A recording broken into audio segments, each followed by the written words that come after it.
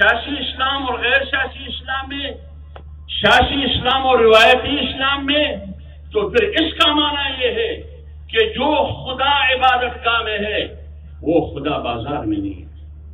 اس کا معنی یہ ہے کہ میرا خدا جو مسجد اور منبر اور محراب اس کے سامنے ہاتھ اٹھا کے سر بسجود جس خدا کے سامنے میں سجدہ کرتا ہوں وہ خدا الگ ہے اس خدا سے جو بازار میں ہے، وہ خدا الگ ہے اس خدا سے جو پارلیمنٹ میں ہے۔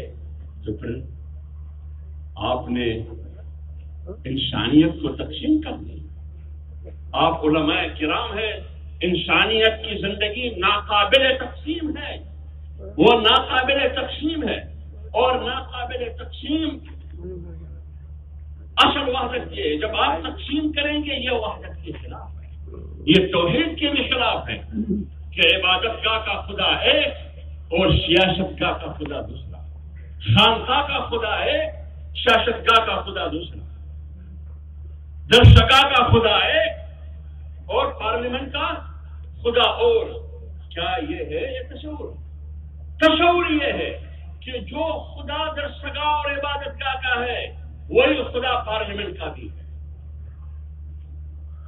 جو خدا فرد کی اصلاح کے لیے جو نظام انہوں نے ہمیں بھیجا ہے وہی ریاست کی اصلاح کے لیے بھی ہے۔ اس لیے ہم شعوری یا غیر شعوری طور پر انسانیت کو بھی تقسیم کرتے ہیں، امت مسلمہ کو بھی تقسیم کرتے ہیں، خدا کی تصور کو بھی تقسیم کرتے ہیں۔ یہ خدمت نہ دین کی ہے نہ اسلام کی ہے، یہ خدمت اس اسلام کی ہے جس کی تشریح ٹرمپ کرتا ہے یا اوباما کرتا ہے۔ اور پھر یہ کہنا کہ میں دیوبندی ہوں، میں دیوبندی ہوں، دیوبند سیاست کے قائل ہے یا نہیں؟ ہاں قائل ہے۔ لِيُظْهِرَهُ عَلَى الدِّينِ كُلِّهِ، سورۃ الصف میں، سورۃ الفتح میں، سورۃ التوبہ میں پیغمبر علیہ الصلوۃ والسلام کی بعثت کا مقصد بتا رہا ہے۔ هُوَ الَّذِي أَرْسَلَ رَسُولَهُ بِالْهُدَى وَدِينِ الْحَقِّ، کس مقصد کے لیے؟ لِيُظْهِرَهُ عَلَى الدِّينِ كُلِّهِ، تاکہ یہ دین، یہ نظام تمام ادیان پر غالب ہو۔ کیوں؟ ان الدین عند اللہ الاسلام، دین اور نظام حیات اور نظام زندگی فرد کا ہو یا جامعہ کا ہو وہ صرف اور صرف دین اسلام ہے، دین اسلام کے علاوہ کوئی اور نظام نہیں ہے۔ آپ کے فیصلے اسلام اور دین کے مطابق ہونی چاہیے۔ ان الحکم الا للہ، حکومت کس کی ہوگی؟ اللہ کی ہوگی۔ حاکمیت کس کی ہوگی؟ اللہ کی۔ ومن لم يحكم بما انزل الله فاولئك هم الكافرون ومن لم يحكم بما انزل الله فاولئك هم الظالمون ومن لم يحكم بما انزل الله فاولئك هم الفاسقون الم تر الى الذين يزعمون انهم امنوا بما انزل اليك وما انزل من قبلك يريدون ان يتحاكموا الى الطاغوت وقد امروا ان يكفروا به وَيُرِيدُ الشَّيْطَانُ أَن يُضِلَّهُمْ ضَلَالًا بَعِيدًا۔ یہ کس کا خاصہ ہے؟ یہ تو مومن کا خاصہ نہیں ہے۔ وَإِذَا قِيلَ لَهُمْ تَعَالَوْا إِلَى مَا أَنزَلَ اللَّهُ إِلَى الرَّسُولِ، اللہ کی طرف آؤ، رسول کی طرف آؤ۔ جب آپ یہ ترغیب دیتے ہیں تو کیا؟ رَأَيْتَ الْمُنَافِقِينَ يَصُدُّونَ عَنْكَ صُدُودًا، راستے کی رکاوٹ منافقین ہے یا نہیں؟ تو جب ہم مسلمانوں کو سیاسی اور غیر سیاسی میں تقسیم کرتے ہیں، اسلام کو سیاسی اسلام اور روایتی اسلام میں تقسیم کرتے ہیں، پھر آپ بتائیے یہ خدمت اسلام کی ہے، مسلمانوں کی ہے یا دشمن کی ہے؟ یہ خدمت، یہ دشمن کی خدمت ہے۔ اور یہی دیوبند سے ہمیں ورثے بھی ملا ہے۔ دوسری بات،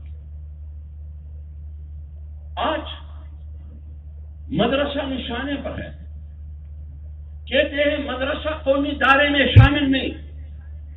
آپ کے اس باولپور سے ایک وفاقی وزیر کا تعلق ہے، ایک ٹی وی ٹاک شو پر میرے ساتھ میں اور وہ بیٹھے تھے کہ ہم مدارس کے خلاف نہیں ہیں، ہم مدارس کے خلاف نہیں ہے بخدا، لیکن ہم مدارس میں اصلاح چاہتے ہیں، ان کی نصاب تعلیم میں اصلاح چاہتے ہیں۔ ہم چاہتے ہیں کہ مدارس قومی دائرے میں شامل ہو۔ کیوں بھائی؟ اس سے انتہا پسندی پیدا ہو جاتی ہے، اس سے شدت پسندی پیدا ہو جاتی ہے، اس سے دہشت گرد پیدا ہوتے ہیں۔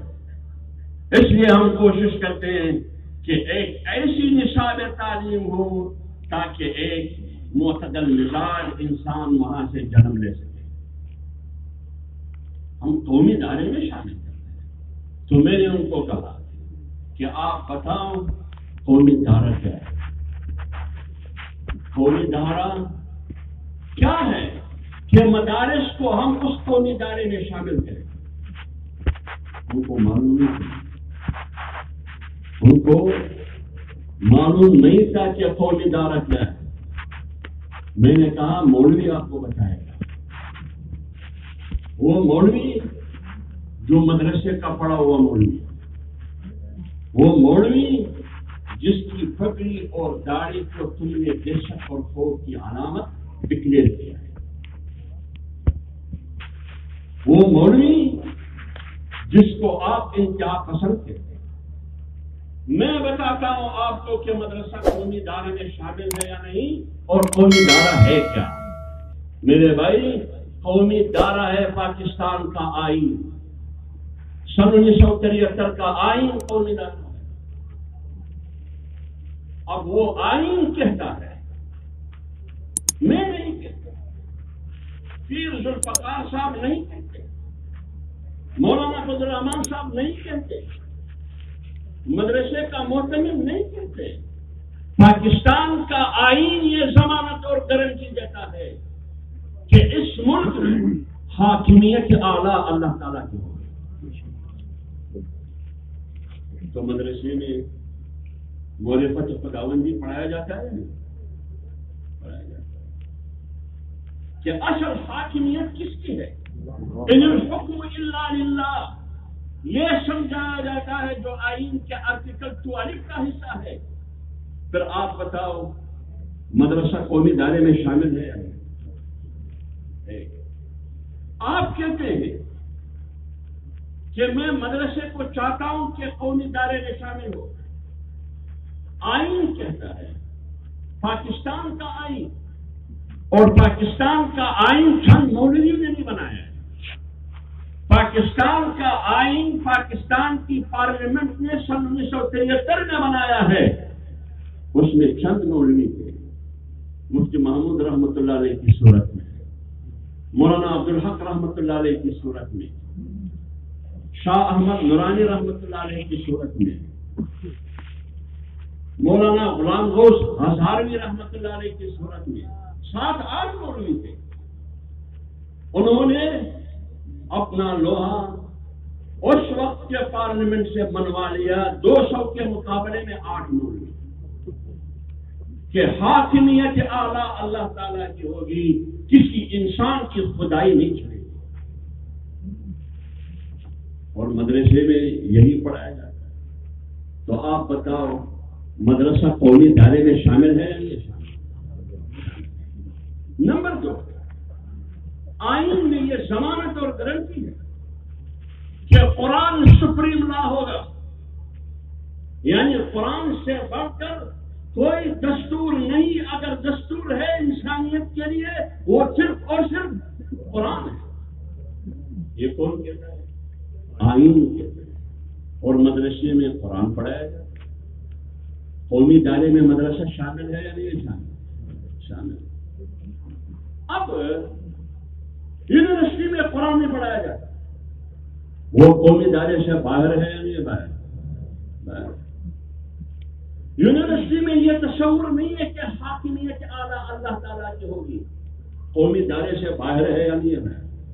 بھائی جو اندر ہے اس کو آپ باہر سمجھتے ہیں، جو باہر ہے اس کو اندر سمجھتے ہیں۔ یہ ہے الٹا دنگا۔ جو اندر ہے اس کو کیا سمجھتے ہیں؟ باہر سمجھتے ہیں۔ جو قومی دائرے میں شامل ہے کہتے ہیں کہ یہ شامل نہیں ہے، جو قومی دائرے میں شامل نہیں ہے کہتے ہیں وہ شامل ہے. جہالت کی انتہا. آئین کہتا ہے کہ قرآن اور سنت کے خلاف کوئی قانون سازی نہیں ہوگی. کہا جاتا ہے کہ مولوی کا سیاست سے کیا تعلق. اگر مولوی نہ ہوتا تو کیا آئین یہ گارنٹی دے سکتا تھا کہ قرآن اور سنت کے خلاف قانون سازی نہیں ہوگی؟ اگر مولوی نہ ہوتا پھر آئین اس قسم کا بن جاتا؟ نہیں بن جاتا. اور مدرسے میں قرآن اور سنت پڑھایا جاتا ہے یا نہیں پڑھایا جاتا؟ تو مدرسہ قومی دائرے میں شامل ہے یا نہیں؟ تم کیوں کہتے ہو کہ قومی دائرے میں شامل ہے؟ آئین کہتا ہے کہ اس مملکت کا سرکاری مذہب اور دین اسلام ہے.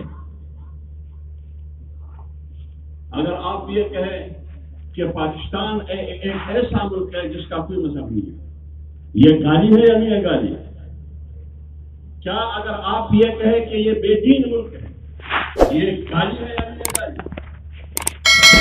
پاکستان خوبصورت اس وجہ سے ہے کہ اس کا سرکاری مذہب اور دین اسلام ہے، اور مدرسے میں اسلام پڑھایا جاتا ہے. قومی دائرے میں شامل ہے یا نہیں ہے شامل؟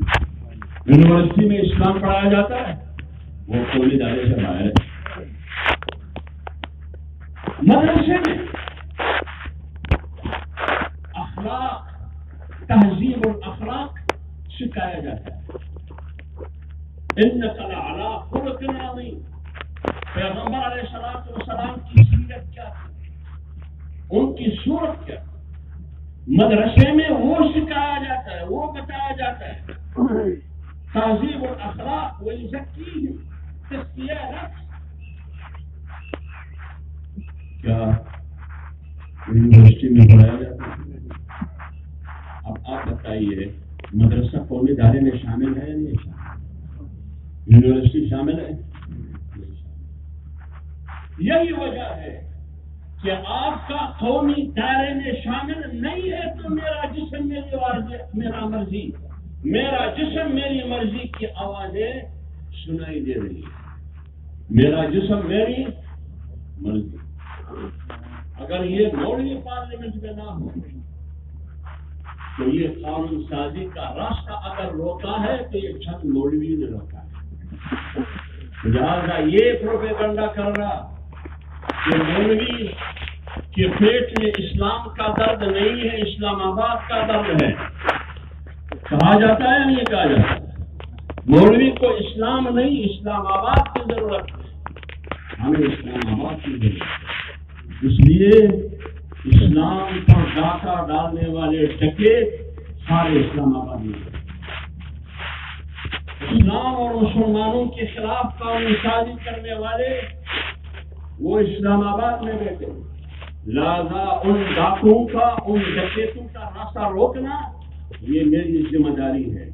یہ اس وقت میں روک سکتا ہوں جب میں ایوان میں کھڑے ہو کر اس کی آنکھوں میں آنکھیں ڈال کر اس کو گریبان سے پکڑ کر زبان چھین لوں کہ تم اسلام کے خلاف قانون سازی نہیں کرتے.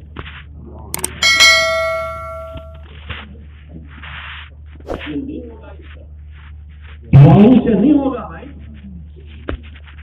نہیں ہوگا دعاؤں سے. ان کو آنکھیں بچانی ہوگی. 22 ستمبر 2017 میں پارلیمنٹ میں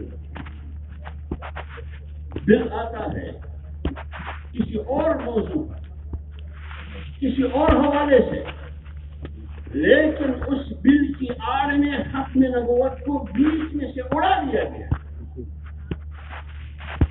اس قانون کا تقاضا یہ تھا کہ کوئی قادیانی مرزائی پارلیمنٹ کا ممبر نہیں بن سکتا. کیوں؟ وہ اپنے آپ کو مسلمان کہتے ہیں. ہاں، اگر وہ اعتراف کرے کہ میں مسلمان نہیں ہوں تو اگر ہندو آ سکتا ہے، عیسائی آ سکتا ہے، سکھ آ سکتا ہے تو قادیانی بھی آ سکتا ہے. لیکن اگر وہ غیر مسلم ہونے کے باوجود مسلمان ہونے کا دعویٰ کرتے ہوئے آئین کے مطابق وہ پارلیمنٹ کا ممبر ختم نہیں ہوتا. پاکستان کے کسی بھی کلیدی عہدے پہ نہیں آ سکتا. اس پوری قانون کو اڑا کے گٹر میں پھینک. اللہ تعالیٰ نے ان کا کرم ہے، آپ کی دعائیں ہیں، مجھ جیسے ناچیز کے ذریعے اس ڈاکے اور اس چوری کا راستہ روکا دیا.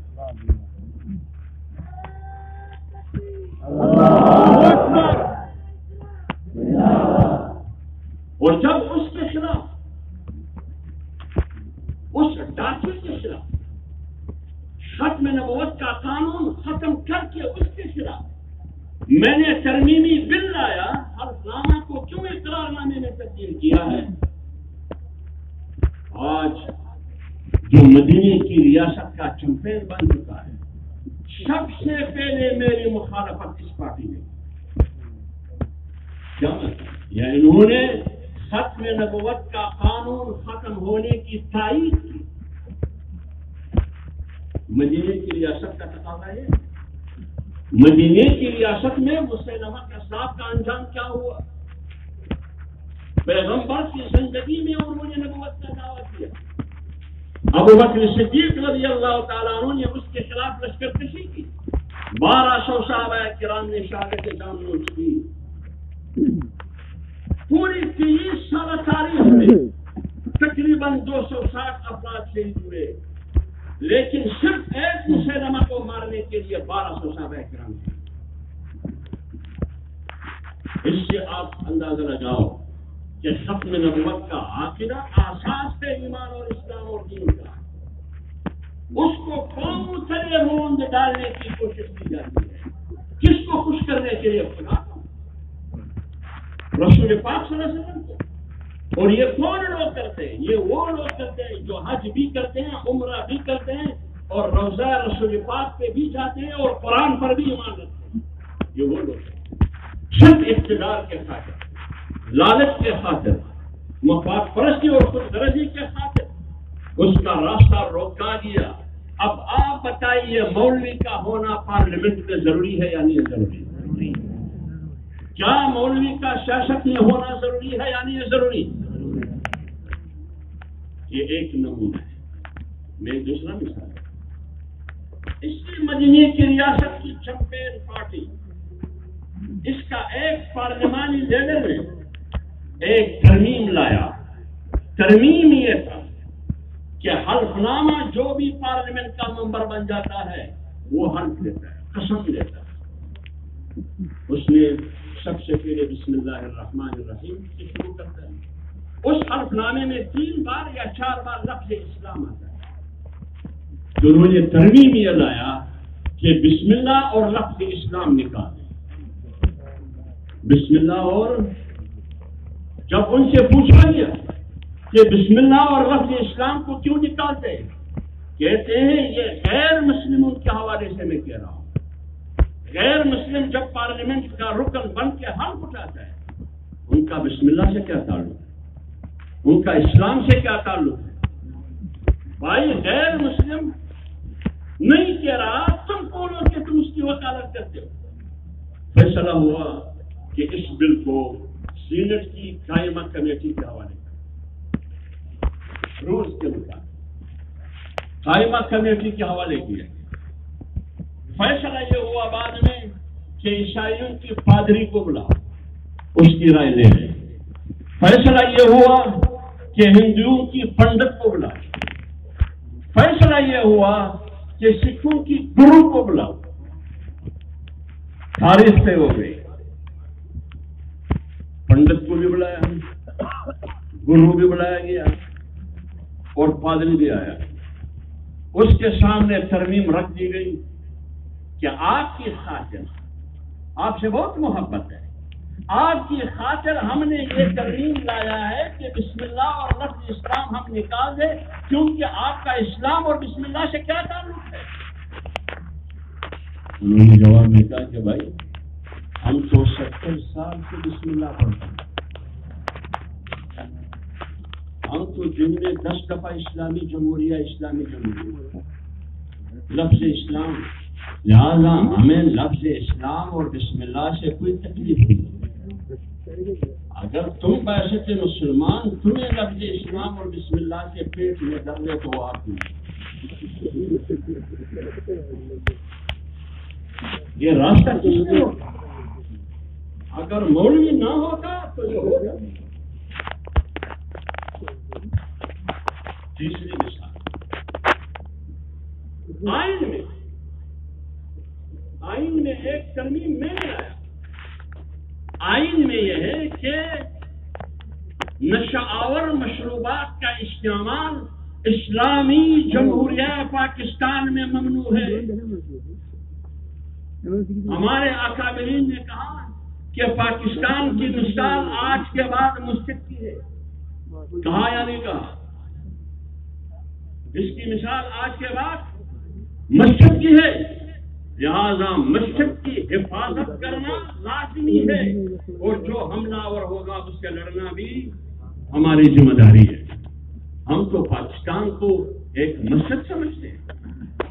ان کے ماتھے پر پارلیمنٹ کے ماتھے پر لا الہ الا اللہ لکھا ہے, اندر آیت الکرسی لکھی ہے, اسماء الحسنہ لکھے ہے. آئین اسلامی ہے, آئین اسلامی ہے.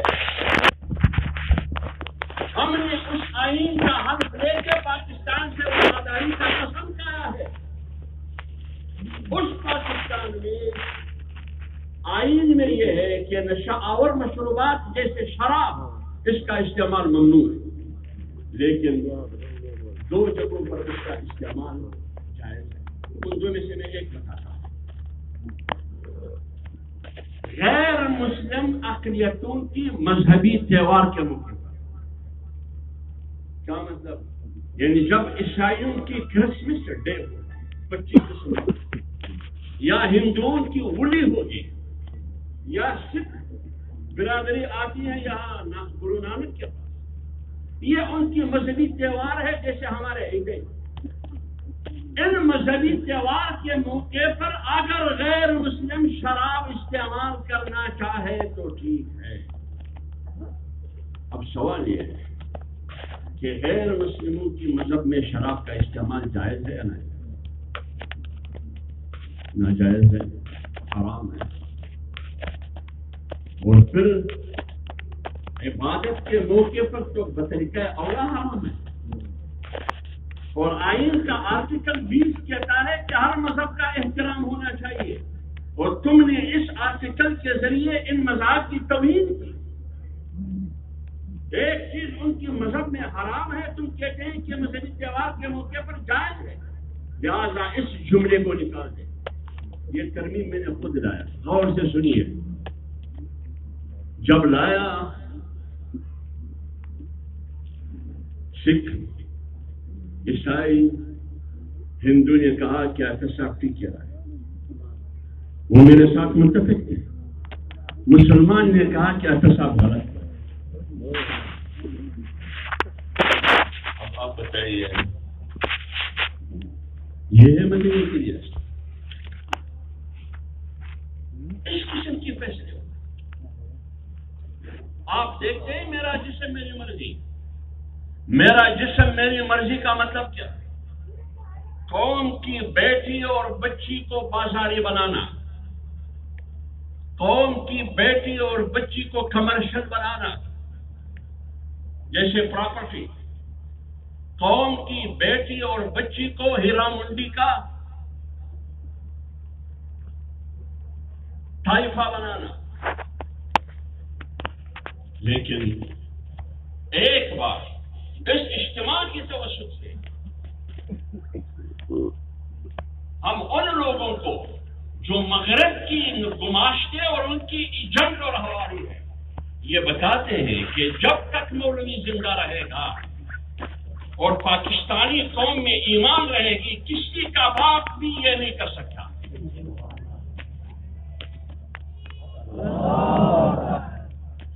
میرا جسم میری مرضی کا مطلب کیا؟ ایک مثال دیتا ہوں. ادب کے ساتھ مدرسہ ہے, بخاری اور قرآن شریف پڑھا ہے, لیکن اس قسم کی واقعات کتابوں میں بھی. زنا کس چیز کو کہا جاتا ہے, جنسی تعلق کا کیا مطلب ہے, کتابیں بڑی بڑی. ایک لڑکی جس کا نام فرینکی کونسیڈر ایک اخبار ڈیلی اسٹار میں وہ خود اعتراف کر رہی ہے کہ میں نے 28 سال کی عمر میں 130 مردوں کے ساتھ جنسی تعلقات قائم کیے. کتنے؟ 130 مردوں کے ساتھ. اور جب پہلی دفعہ میں نے یہ ناجائز جنسی تعلقات قائم کی میری عمر 14 سال. اور اس زندگی میں ایک دن ایسا بھی آیا کہ میری 21ویں سالگرہ کے موقع پر ایک ہی دن میں 4 مردوں سے میں نے جنسی تعلقات قائم. یہ میں سالگرہ بنا تھا. اور جب پہلی دفعہ میں حاملہ ہو گئی میں پریشان ہو گئی کہ یہ بچہ کس کا ہے. پھر میں نے اس بچے کو ضائع کر دیا. یہ ہے میرا جسم میری مرضی کا نتیجہ. اس کو کہتے ہیں مادر پدر آزاد معاشرہ، جس میں بہن کا تصور ختم ہو جائے، جس میں بیٹی کا تصور ختم ہو جائے، جس میں بہو کا تصور ختم ہو جائے، جس میں ماں کا تصور ختم ہو جائے. اور یہ آئین نے گارنٹی دیا ہے کہ تم نے چادر چاردیواری کی تقدس کی تحفظ کرنی ہے. یہ ریاست کی ذمہ داری ہے. اور مدرسے میں یہی پڑھایا جاتا ہے یا نہیں پڑھایا جاتا؟ پھر تو میں قومی ادارے میں شامل ہوں، لیکن یونیورسٹی میں پڑھایا جاتا ہے. اس میں تو یہی ہو رہا ہے، سنائی دیا. اس کی مثال میں دیتا ہوں، الزام نہیں لگا. بلوچستان یونیورسٹی میں آج سے 4 مہینے پہلے اس یونیورسٹی کے طالبات سڑکوں پہ نکلے، زندہ باد مرد آباد کے نعرے لگائے کہ ہمارے واش روموں میں خفیہ کیمرے لگائے گئے، اس کی ویڈیو بنائی گئی اور پھر ان ویڈیو کے ذریعے ہماری بلیک میل کی جاتی تھی. پھر ہم سے جنسی تعلقات قائم کیا جاتا تھا یا ہمارے مجبوریوں سے فائدہ اٹھایا جاتا تھا. کوئی سنوائی نہیں ہوئی. کبھی مدرسے کے بارے میں سنا ہے؟ کبھی سنا ہے؟ کہتے ہیں کہ مدرسے میں ایک مولوی کو پکڑا گیا، وہ شاگردوں کو یہ ترغیب دے رہا تھا کہ چرس پینے سے حافظہ مضبوط ہو جاتا ہے. چرس پینے سے حافظہ مضبوط ہو جاتا ہے. یہ کون کہتا ہے؟ مدینے کی ریاست کا چپڑاسی وزیر کہتا ہے، لونڈا کہتا ہے. ہمیں تو یہ کہا جاتا ہے کہ مسواک سے حافظہ مضبوط ہو جاتا ہے. ہمیں تو یہ کہا جاتا ہے کہ وضو کے ساتھ رہو، اس سے حافظہ مضبوط ہو جاتا ہے. ہمیں تو یہ کہا جاتا ہے کہ روزہ رکھو، اس سے حافظہ مضبوط ہو جاتا ہے.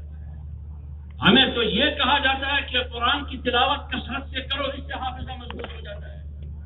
ہمیں تو پوری زندگی میں کسی استاد نے بھی نہیں کہا کہ آپ چرس پی کے اس سے حافظہ مضبوط ہو جاتا ہے.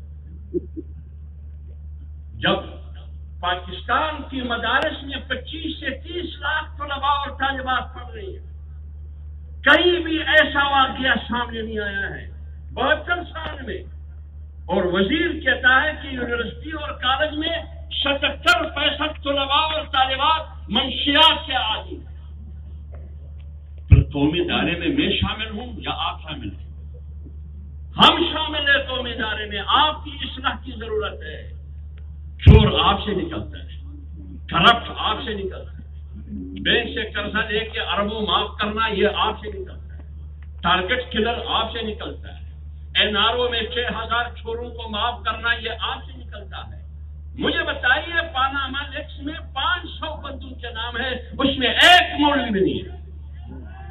نعرہ تکبیر، حافظ حمداللہ صاحب، نعرہ تکبیر. بینک سے قرضہ لینا اور معاف کرانا درجنوں سینکڑوں لوگوں کے نام ہے، مولوی نہیں نظر نہیں آ رہا. NRO دبئی میں ہوا، 6000 نام تھے جنہوں نے بیت المال لوٹا تھا، اس NRO کے ذریعے معاف کروایا، اس میں ایک مولوی کا نام نہیں تھا. کراچی کی ٹارگٹ کلر کی پیرس کو دی گئی. سپریم کورٹ نے فیصلہ کیا اکتوبر 2011 میں غالباً سپریم کورٹ نے فیصلہ کیا ان پارٹیوں کا نام لیا گیا کہ یہ ٹارگٹ کلر یہ قاتل ان پارٹیوں سے تعلق رکھتا ہے. اس میں جمعیت علماء اسلام کا نام نہیں ہے. نعرہ تکبیر. جمعیت علماء اسلام حضرت اقدس مولانا فضل الرحمان حافظ حمداللہ صاحب. کس کا نام ہے اس میں؟ رامان بولا کا نام. کس کا نام ہے؟ رامان بولا کا نام ہے. کس کا نام ہے؟ سولت مرزا کا نام ہے. کس کا نام ہے؟ عزیر کا نام ہے. کس کا نام ہے؟ کھانا کا نام ہے. کس کا نام ہے؟ پپو اور لڈو کا نام ہے. کہیں بھی مولوی نہیں ہے. اور اسلحہ کہاں سے نکلتا ہے؟ آج تک کسی بھی مدرسے سے ایک پستول بھی نہیں نکلا ہے. ایک پستول غلیل بھی نہیں نکلا ہے. لیکن 90 سے اسلحہ نکلا ہے نہیں. کیا سیاسی جماعتوں نے، پاکستان کی بہت سی سیاسی جماعتوں نے یہاں اس ملک سے جا کے اس ریاست کے خلاف مرد آباد کے نعرے لگائے یا نہیں لگائے؟ لگائے. جتنی بھی تکلیف مدارس پہ آئی، طلباء پہ آئی، غائب کیے گئے، ان کی لاشیں پھینکی گئی، گوانتانامو میں بھجوا دیا گیا، ان کی تصویر پہ توقیری کی گئی، ان کی داڑھی کی توہین کی گئی، اس کی پگڑی کی توہین کی گئی، شاعر اسلام کی توہین کی گئی. آج تک کسی بھی مولوی نے پاکستان مرد آباد کا نعرہ نہیں لگایا. آپ مجھ سے وفاداری کا سرٹیفکیٹ نہیں دیں، کوئی ضرورت نہیں ہے آپ کی سرٹیفکیٹ کی. یہ میرا وطن ہے، یہ میرا ملک ہے. جس طرح اس ملک کی نظریے کی تحفظ میری ایمان کا تقاضا ہے، اس ملک کی جغرافیے کی تحفظ بھی میرا ایمان کا تقاضا ہے. پاکستان لیکن شک کی نگاہ سے نہیں دیکھا. مجھے گالی مت دو، میری داڑھی کو گالی مت دو، میری بہن میری بیٹی کو ننگا مت کرو، میری مدرسے کو گالی مت دو. ہم پھر اگر ہم نے علماء نے فیصلہ کیا اور ہاتھ گاڑی پہ رکھ دی پھر گالی کا جواب گولی سے دیں گے. لیکن جمعیت علماء اسلام سیاست نہ گالی کی ہے اور نہ گولی کی ہے. نہ مدرسے کی سیاست گالی کی ہے اور نہ گولی کی ہے. مدرسے کی سیاست دلیل کی ہے، غلیل کی نہیں. اور امن سیاست کرتے ہیں دعوت کے ذریعے، دلیل کے ذریعے، کردار کے ذریعے، اخلاق کے ذریعے، عمل کے ذریعے، جدوجہد کے ذریعے. یہ ہے. لیکن بین الاقوامی فیصلہ آپ کے بارے میں کیا ہے کہ مدرسہ دہشت گردی کا مرکز، انتہا پسندوں کا مرکز، طالب علم مدرسے کا یہ انتہا پسندی کا سامان اور میٹیریل. جو مدرسہ کو 10 روپے، 1000 روپے، 500 روپے دے دے وہ انتہا پسندوں کا سہولت کا. جو مولوی پڑھاتا ہے وہ استاد. یہ کہا ہے. لیکن پاکستان توڑنے میں تو مولوی کا ہاتھ نہیں تھا. پاکستان توڑنے میں مولوی کا ہاتھ نہیں تھا. آئین توڑنے میں بھی مولوی کا ہاتھ نہیں تھا. خزانہ لوٹنے میں بھی مولوی کا ہاتھ نہیں تھا. کسی کو قتل کرنے میں بھی مولوی کا ہاتھ نہیں تھا. ہمیشہ ہم نے نظریے اور جغرافیے دونوں کا دفاع کیا ہے. لہذا اس عالمی قوتوں کا مقابلہ ہم نے کرنا. اس سے نہیں ڈرنا، مروب نہیں ہونا کہ کوئی آپ کو انتہا پسند ہے یا دہشت گرد ہے. یہی بات موسیٰ علیہ السلام کو بھی کی گئی. قال الملأ من قوم فرعون اتذر موسى وقومه ليفسدوا في الارض وَيَذَرَكَ وَآلِهَتَكَ قَالَ سَنُقَتِّلُ أَبْنَاءَكُمْ. فرعون کے چیلے، فرعون کے گماشتے، فرعون کے پیروکار، فرعون کے ایجنٹ، فرعون کے ہواری فرعون کے پاس گئے کہ موسیٰ اور ان کے ساتھیوں کا راستہ روکو. راستہ روکو. آپ نے کیوں کھلی چھوٹ دی ہے؟ بھائی موسیٰ اور ان کے ساتھیوں نے کون سا جرم کیا ہے؟ لِيُفْسِدُوا فِي الْأَرْضِ. یہ تو دہشت گرد ہے، دہشت گردی پھیلا رہا ہے. یہ یہ کب کی بات ہے؟ موسیٰ علیہ السلام کب کا گزرا ہے؟ اس زمانے میں ان کو دہشت گرد کہا گیا، مقصد کہا گیا۔ آج مجھے اور آپ کو دہشت گرد کہا جاتا ہے۔ اگر اس تناظر میں دیکھا جائے تو میں موسیٰ کا جانشین ہوں، وہ فرعون کا جانشین ہے، یہ میرے لیے احساس کی بات ہے۔ نعرہ تکبیر، حافظ حمداللہ صاحب۔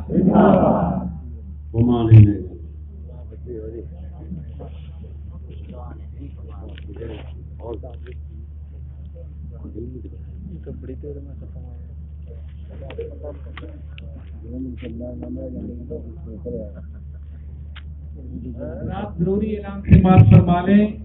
4 مارچ روز بدھ جامعہ خلفائے راشدین پل اوچ شریف میں ختم بخاری شریف کی تقریب ہوگی، جس میں مجاہد اسلام وکیل صحابہ مولانا عبدالجبار حیدری صاحب خطاب فرمائیں گے۔ اسی طرح 7 مارچ بروز ہفتہ بعد نماز عشاء جامعہ ابرار العلوم میں عظیم الشان ختم قرآن پاک کی تقریب ہوگی، جس میں عالم اسلام کے عظیم روحانی پیشوا حضرت مولانا شاہ جلیل احمد صاحب اخون خطاب فرمائیں گے۔ ابھی انشاءاللہ اصح الکتب بعد کتاب اللہ صحیح بخاری شریف کی آخری حدیث کا درس ہوگا۔ آپ حضرات توجہ و دھیان کے ساتھ ادب اور احترام کے ساتھ تشریف رکھیں۔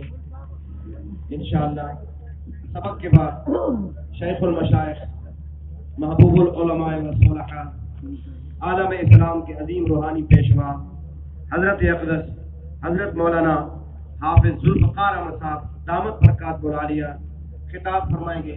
ہم انشاءاللہ ان کی زیارت سے بھی مستفید ہوں گے، ان کے ارشادات عالیہ بھی سنیں گے۔ ابھی اس وقت انشاءاللہ بخاری شریف کی آخری حدیث کا درس ہو رہا ہے۔ سبق پڑھانے کے لیے تشریف لاتے ہیں حضرت